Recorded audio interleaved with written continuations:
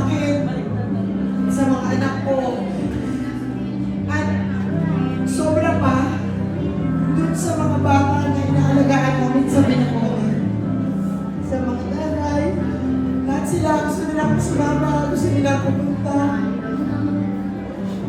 Kasi talagang naramdaman nila lahat yung pag-ibig ni nanay tsaka ng tatay. Kasi noong mga panahon na college pa lang kami ng asawa ko, nagtuturo kami, naghahakot kami ng mga bata.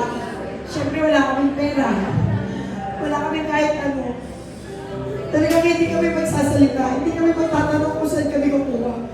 Kasi si tatay at si nanay, kahit pagod na sila, kahit inaantok na si tatay, ang teknik lang ni nanay, hawain niya si tatay habang nagdadrive eh.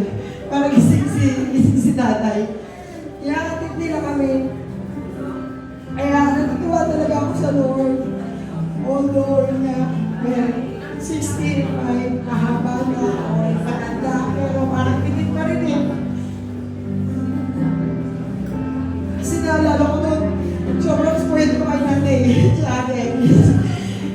Kaya pupuntis ka pala yung pangalan ko. Araw-araw kami tumataan doon sa kanila sa buting. Hindi pa dumadating yung motor namin. Nakaredy na yung kanin ko, nakaredy na yung tinuguan ko, may hotdog, may pangsumasawat pa ako. Kasi doon kami nagli yung alakot na for 9 months. Meron yung namin sa kanila. Talagang alam ni nanay yun, hanggang hindi na tumigil. Laging may tinuguan, lagi siya may, bigyan mo to kay Pichi, lagi siya may patago talaga eh. Yung kung paano yung pagmamahal niya dito sa si baby girl.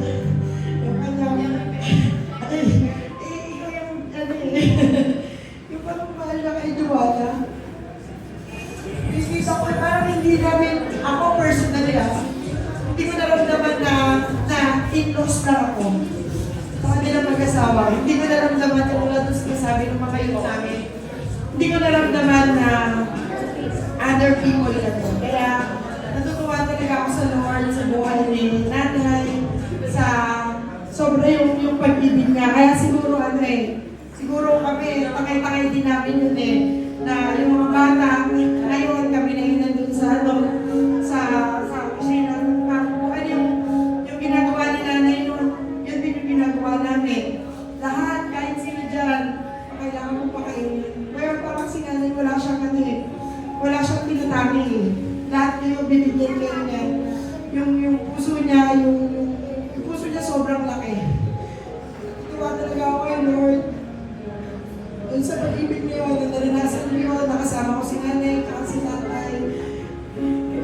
Although medyo siyempre marami kami nangyayayan na nanay, pero mabuti pa rin si Lord kasi the Lord does perfect timing for everything.